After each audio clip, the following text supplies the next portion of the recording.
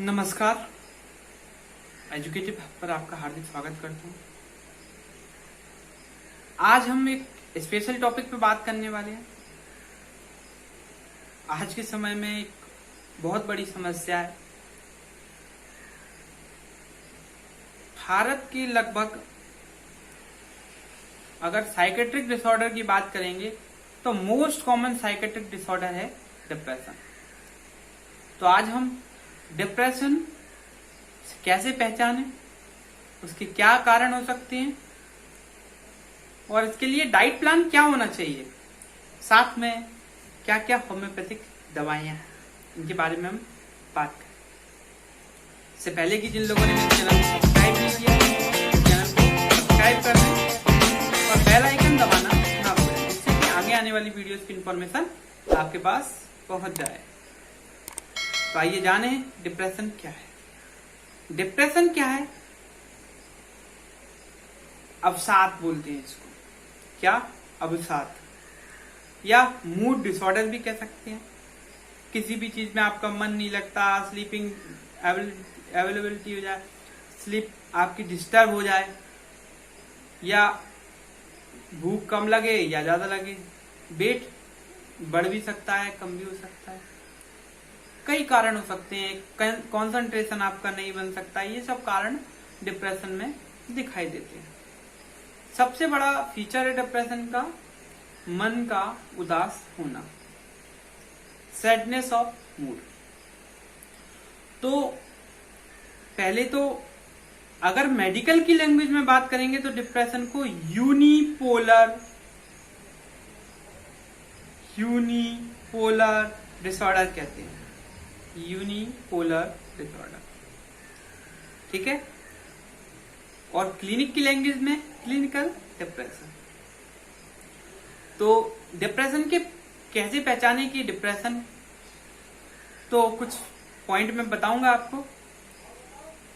जैसे कि मन का उदास होना, सैडनेस ऑफ मूड, आसपास गलत चीज हो रही है या कोई सैड न्यूज सुन ली या कोई अदर चीज है, इन सब के होने के बाद और कोई ऐसी चीज या कोई ऐसी घटना जिससे मन का उदास होना एक नॉर्मल चीज है, जो अच्छी नहीं हुई है उससे मन का उदास होना एक नॉर्मल चीज है। लेकिन जब आसपास सब कुछ अच्छा है और फिर भी मन उदास है, मन नहीं लग रहा है किसी भी चीज में, तो ये एक डिप्रेशन का कारण हो सकता है।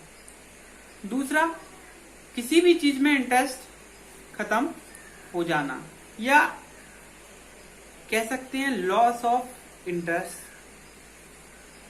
जैसे कि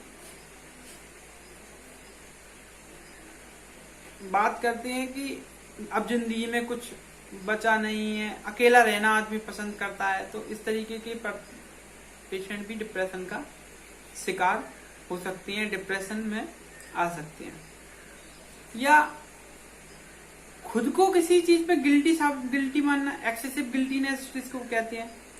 या ग्लानी की बात करो, कोई भी गलती हुई है उसकी सारी ये कोई भी घटना हुई, ये सब मेरी गलती है, ये सब मेरी वजह से हुई है, ये सारे डिप्रेशन के पॉइंट हैं।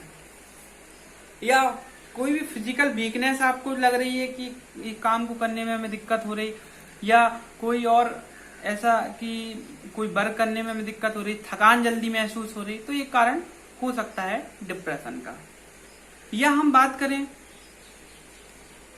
कि कहते हैं कंसंट्रेशन डिस्टर्ब हो जाता है। कोई भी व्यक्ति है जिसका कंसंट्रेशन, जो उसका काम करने की किसी भी वर्क को कर रहा है, जैसे कि स्टूडेंट है, पढ़ने में ही मन नहीं लग रहा है, कोई व्यक्ति काम करता है तो उसके काम में मन नहीं लग रहा है, तो ये चीज एक हो सकता है कि कहीं ना कहीं ये डिप्रेशन का कारण हो सकती है। या बात करें उसका जो एपेटाइट और वेट, उसकी एबनॉर्मलिटीज होना। एपेटाइट नॉर्मली देखते हैं कि एपेटाइट के लोगों को भूख कम, जब तनाव की स्थिति बनती है तो व्यक्ति को खाना पीना कम हो जाता है। खाना पीना कम होगा तो ऑब्वियसली बात है वेट कम होगा, पेट कम हो जाएगा, तो खाना मिलेगा नहीं। लेकिन मैक्सिमम डिप्रेशन की कंडीशन में एपेटाइट बढ़ जाती है, तो खाना जब ज्यादा खाओगे तो वो स्टोर होगा, तो वेट बढ़ जाता है। या स्लीप एबनॉर्मलिटीज मैक्सिमम देखने को मिलती है। स्लीप एबनॉर्मलिटीज में क्या है कि पेशेंट सोता तो है, देखो स्लीप एबनॉर्मलिटी नॉर्मल उसमें भी देखने को मिलती है, लेकिन जब डिप्रेशन की नींद होती है वो सुबह के टाइम ज्यादा खुलती है। अगर व्यक्ति 9 बजे सो के उठता है और कई दिनों से लगातार ऐसी कंडीशन आ रही है कि वो 5-7 बजे ही उठ जा रहा है, तो ये कंडीशन ये देखने को मिलती है कि ये डिप्रेशन का शिकार हो सकता है, ये तनाव की स्थिति उसके लिए बन सकती है। तो ये चीज से भी बच के रहना है। और रात में बार बार नींद खुल रही है, मतलब टोटली नींद उसकी डिस्टर्ब है। तो और इम्पोर्टेंट फीचर एक आता है इसमें, सुसाइडल थॉट्स।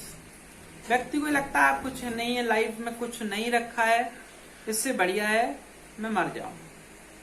अटेम्प्ट भी लगाता है, सुसाइड की कोशिश भी करता है, कई बार सफल हो जाता है, कई बार नहीं हो पाता है। मतलब निगेटिविटी इसके अंदर पूरी तरीके से भर जाती है। तो ये निगेटिविटी उसको सुसाइडल थॉट की जनरेशन में, निगेटिव थॉट का जनरेशन जब होता है तो पेशेंट सुसाइड की ओर या व्यक्ति सुसाइड की ओर जाता है। और कई बार देखा गया है कि वीकनेस और खाना वगैरह कम खाने की वजह से, टेंशन की वजह से हाथ पैरों में जलन भी देखने को मिलती है, पेशेंट चिड़चिड़ा हो जाता है। तो ये नॉर्मल चीजें हैं जो देखने को हमें मिलती हैं। इन सब चीजों के साथ ये सब समस्याएं या इनमें से कुछ समस्याएं, मैक्सिमम जो समस्याएं वो लगातार 2 से 3 वीक और उससे पहले से चली आ रही हैं, तो हम इसको डिप्रेशन में मानेंगे। इसके साथ हमें पेशेंट की हिस्ट्री भी देखना है कि पेशेंट कहीं से पहले से कहीं स्मोकिंग वगैरह तो नहीं करता है, अल्कोहल तो नहीं लेता है, कोकीन तो नहीं लेता है, हीरोइन वगैरह तो नहीं ले रहा है, कहीं से नहीं, कहीं नशे की चीजें तो नहीं ले रहा है। तो इन चीजों की वजह से ये सब चीजें जनरेट हो सकती हैं, तो एक वो व्यू अलग चला जाएगा। हो सकता है उसकी वजह से डिप्रेशन हो।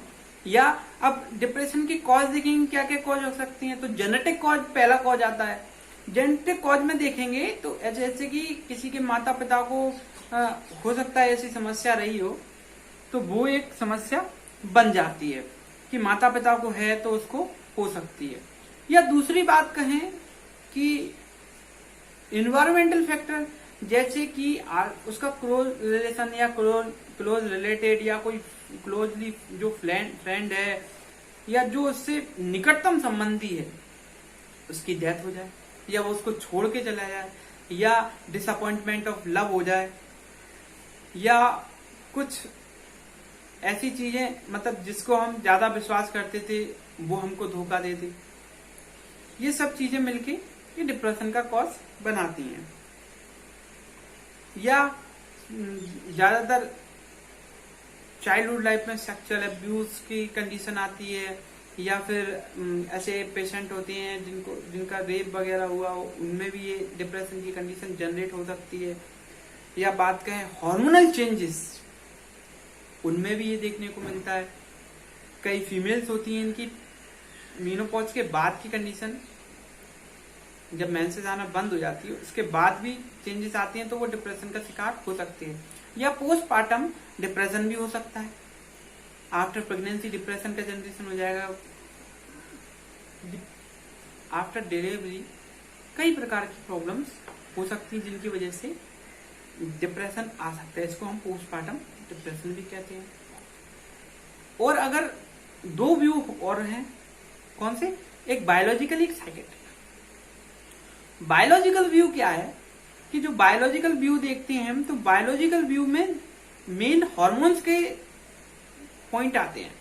हार्मोनल एबनॉर्मलिटीज, ब्रेन में हार्मोन का या फिर न्यूरो सिस्टम में हार्मोनल डिस्टर्बेंस, जैसे कि 2 न्यूरॉन होते हैं, 2 न्यूरॉन के बीच में जो न्यूरॉन के एंड दूसरे न्यूरॉन की स्टार्टिंग के बीच में एक क्लेफ्ट होती है, उसको कहते हैं न्यूरो या सिनेप्टिक क्लेफ्ट। सिनेप्टिक क्लेफ्ट में न्यूरो ट्रांसमीटर मिलते हैं, या एक्सोन का जो न्यूरॉन का लास्ट पार्ट होता है उसको एक्सोन कहते हैं, एक्सोन टर्मिनल कहते हैं। एक्सोन टर्मिनल में न्यूरो ट्रांसमीटर भरे हुए होते हैं। जैसे कि किसी का कोई भी इंपल्स का ट्रांसमिशन करना होता है तो न्यूरो ट्रांसमीटर जो होते हैं वो सिनेप्टिक क्लेफ्ट में आ जाते हैं और दूसरे न्यूरॉन के जो इसके लिए जो रिसेप्टर है उससे बाइंड करके आगे इंपल्स का कंडक्शन करते हैं। ये नॉर्मल प्रोसेस है। अब कुछ 3 प्रमुख न्यूरो ट्रांसमीटर है, इनकी कमी की वजह से भी ये कंडीशन देखने को मिलती है। पहला है सेरोटोनिन। सेरोटोनिन की वजह से सेरोटोनिन की कमी हो जाए तो इससे भी हो सकता है। नॉरएड्रेनालिन की कमी हो जाए इसकी वजह से भी हो सकता है, या डोपामिन की कमी हो जाए उसकी वजह से भी ये देखने को मिलता है। ये कॉमन कॉज है जिसकी वजह से ये समस्या देखने को मिलती है, या डिप्रेशन हो सकता है। या फिर साइकिकल डिसऑर्डर हो, साइकोलॉजिकल फैक्टर्स हो, जैसे कि लाइफ में कुछ गड़बड़ हो रहा हो और जिससे क्या हो, नेगेटिव थॉट्स का लगातार जनरेशन हो रहा है। तो इससे क्या हुआ, पेशेंट का मन कुछ उदास सा रहेगा, या पेशेंट कुछ समय के लिए ये कहेगा कि अब मैं यहाँ रहना नहीं चाहता। मतलब नेगेटिव थॉट से सोसाइटल थॉट्स के भी जनरेशन होने लगते हैं। तो इसके ट्रीटमेंट की जो बात करें, इसके लिए पहले हम किसकी बात करेंगे, डाइट प्लान की। तो डाइट प्लान के लिए हमें एक अमाइनो एसिड है, essential amino acids, tryptophan. Tryptophan युक्त डाइट लेना है। मेन इंपॉर्टेंट पॉइंट यही है। तो डाइट में जो नॉनवेज वाले वो नॉनवेज ले सकते हैं, या अंडे वाले अंडे खा सकते हैं, मिल्क प्रोडक्ट वाले मिल्क प्रोडक्ट ले सकते हैं, ग्रीन लीफी वेजिटेबल्स ले सकते हैं, और मिल्क प्रोडक्ट, और साथ में किसकी बात करें हम, सोयाबीन का उपयोग या सोया से बने जो प्रोडक्ट हैं उनका उपयोग ज्यादा से ज्यादा करें, जिससे कि ट्रिप्टोफैन की कमी ना हो। और फाइबर्स डाइट ज्यादा ले, ग्रीन लीफी वेजिटेबल्स ज्यादा ले, जो शाकाहारी है वो फाइबर डाइट ज्यादा ले, ड्राई फ्रूट्स ले, विटामिन डी की कमी ना होने दे। विटामिन डी की कमी होने पर ऐसे प्रोडक्ट का यूज करें, कैल्शियम की भरपूरता है। तो ये सब चीजें, और एक्सरसाइज पे विशेष ध्यान दें। रेगुलर एक्सरसाइज करें जिससे कि मूड में इंक्रीजमेंट आता है। मतलब कि जो हार्मोन की कमी हुई है वो हार्मोन्स की कमी ना हो, इसके लिए एक्सरसाइज करें, जिससे एक्सरसाइज से हार्मोन्स का सीक्रेशन इंक्रीज हो जाता है। दूसरी बात करते हैं कि ऐसे लोग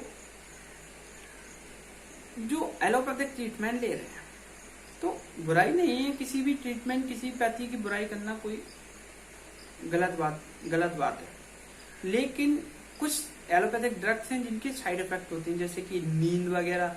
एक पेशेंट होता है, ये जो होते हैं बिल्कुल सही है कि डिप्रेशन में काम करते हैं, लेकिन कई बार क्या होता है कि जो ड्रग्स इनके साइड इफेक्ट की वजह से नींद ज्यादा आती है, वीकनेस लगती है। अब जैसे ही पेशेंट इनको जब तक लेगा तब तक तो बहुत सही रहेगा, जैसे ही इनको छोड़ेगा, छोड़ते ही पेशेंट को वीकनेस और स्लीपीनेस की कंडीशन आने लगेगी, नींद डिस्टर्ब हो जाएगी, फिर लगातार उसी कंडीशन में वो लौटने की कोशिश करता है या पहुंच सकता है। ये एक कंडीशन है, ये जनरेट हो सकती है, इसको हमें देखते हुए चलना है। अब बात करते हैं हम और कुछ साइकिल, जैसे कि पेशेंट की कॉज को पता करें, इस वजह से उसको डिप्रेशन है, उसके समानांतर थॉट जनरेट करें। थॉट प्रोसेस, अगर आप होम्योपैथी पढ़ते हैं तो एक फुटनोट है एफर्ज नंबर 16 का, इमेजिनेशन। जो परसेप्शन लगातार चेंज हुए हैं उनको बदलें। सीवियर डिसीज भी इमेजिनेशन से ठीक हो सकती है, ये डॉक्टर हिनमन सर कितने वर्ष पहले कह चुके हैं, ऑर्गन ऑफ मेडिसिन में पढ़िए, बहुत मजा आएगा ऑर्गन को समझिए। बात करते हैं कुछ प्रमुख होम्योपैथिक दवाइयां, 5-6 ही बताऊंगा। मेरी एक सलाह है, अगर आपको ऐसे सिम्टम दिखें तो तत्काल डॉक्टर के पास जाइए। कोई भी दवा खुद से ना लें, पहले किसी भी चिकित्सक से सलाह ले लें, उसके बाद दवा। आइए बात करते हैं होम्योपैथिक दवाई, जैसे कि इग्नेशिया। इग्नेशिया का पेशेंट क्या होता है, मेन पॉइंट होता है इग्नेशिया में डिसअपॉइंटमेंट ऑफ लव। इग्नेशिया का की फीचर है डिसअपॉइंटमेंट ऑफ लव। और किसी क्लोज रिलेटेड की डेथ हो जाए तो उसकी वजह से भी हो सकता है। मूड में फ्लक्चुएशन हो रहे हैं तो इग्नेशिया दे सकते हैं। तो उस जगह पे इग्नेशिया अमार 200 वीक में एक बार, 2 drops empty stomach directly on the tongue. इसके बाद बात करते हैं नेट्रम म्यू। ऐसा पेशेंट जो सैड है, रोता रहता है अपनी समस्याओं को लेकिन किसी से कहता नहीं। अगर आप उसको मनाने जाओगे तो उसके अंदर समस्याएं बढ़ जाएंगी। कंसोलेशन एग्रावेशन जिसको हम कहते हैं, उसकी समस्याएं, वो उसको कंसोलेशन से प्रॉब्लम होती है। आप कंसोल करोगे नहीं नहीं ऐसा हो जाएगा, ऐसा नहीं, ऐसा करना चाहिए, तो वो आप कतई बात नहीं मानेगा। उसे अकेला रहना पसंद है। क्रॉनिक डिप्रेशन का जो पेशेंट होता है, इंट्रोवर्टेड पेशेंट है, किसी से कुछ कहता नहीं है, अपने अंदर मन ही मन में जो चल रहा है वो चलता रहेगा उसके अंदर, ये नेट्रम म्यू है। Natrum mur 200 week 1 time. इसके बाद सीपिया ऐसे हैं जिनको अकेला रहना पसंद है, अपने काम से एवर्जन हो जाता है, या कहें कि ऐसे भी होते हैं जिनको अपनी फैमिली से भी एवर्जन होता है, अकेला रहना पसंद। लेकिन जो पहले का देखोगे तो ये इन्हें अपनी फैमिली से प्यार है, लेकिन इनको अपने एक टाइम अपने काम से भी एवर्जन हो जाता है। और कई फीमेल्स हैं जिनकी menstrual disorder after postpartum depression जो जनरेट, उसमें भी ये अच्छी रेमेडी है। तो सीपिया 200 वीकली 1 टाइम।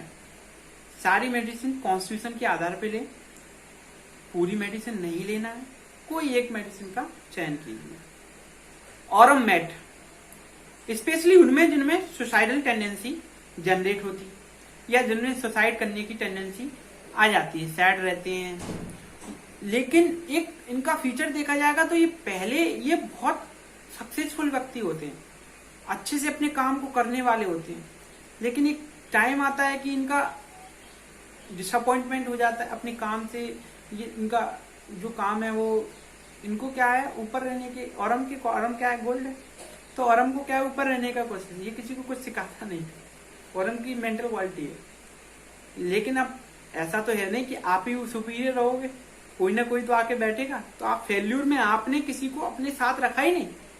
आपने जब किसी को अपने साथ नहीं रखा तो कोई आपका साथ क्यों देगा? तो ये अकेला पड़ जाता है। तो इसे लगता है यार मेरे साथ कोई नहीं, मेरा जिंदगी में कुछ बचा ही नहीं। फिर ये सुसाइडल थॉट्स इसके अंदर जनरेट होने लगती है। तो ये कंडीशन आती है कि ये सुसाइड की ओर चले जाते हैं। या बात करें स्टेप सैक्रिया की। स्टेप सैक्रिया ऐसी मेडिसिन है जैसे कि पेशेंट निराश हो, उदास रहता हो, उसे लग रहा है उसकी जीवन व्यर्थ है, लाइफ वेस्ट, या प्रोक्रेस्टिनेशन की कंडीशन है, तो या सेक्सुअल अब्यूज वाली जो कंडीशन है, तो उस जगह पे स्टेप सैक्रिया ज्यादा करना। स्टेप सैक्रिया 30 2 times in a day। इसके बाद लाइकोपोडियम में एक ही पॉइंट मेन है, इंफीरियरिटी कॉम्प्लेक्स। ये अपने आप को दूसरों से गिरा हुआ हीन भावना की जो कंडीशन है वो इसके अंदर देखने को मिलती है। ग्लानि वाली जो कंडीशन है वो इसके अंदर देखने को मिलती है, क्योंकि लाइकोपोडियम इंफीरियरिटी कॉम्प्लेक्स दिखता है, इसके अंदर लैक ऑफ करेज होता है। तो ये कंडीशन है लाइकोपोडियम। एक और है प्लेटिनम, ये लाइकोपोडियम की जस्ट अपोजिट। ये सबको, ये अपने आप को सुपीरियर मानती है, तानाशाह टाइप की व्यक्ति होती है, स्पेशली फीमेल मेडिसिन है। तो ये है। दूसरा हाइड्रोसाइमस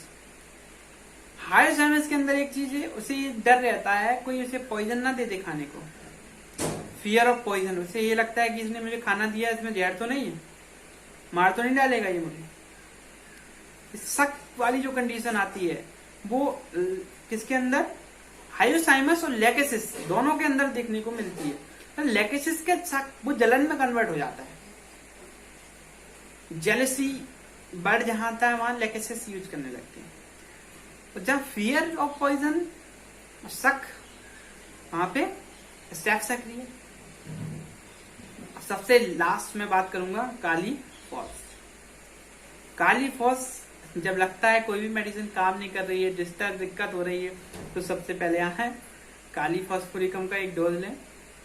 काली फॉस्फोरिकम 200 या काली फॉस 6x का एक डोज ले लें। काली फॉस 6x का एक डोज ले लें।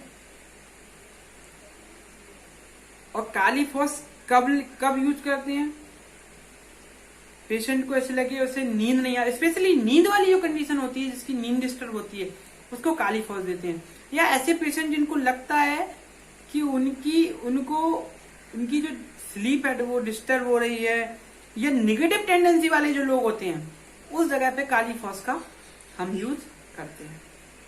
या जिनमें वीकनेस ज्यादा देखने को मिल रही उस जगह पे काली फॉस का उपयोग करते हैं।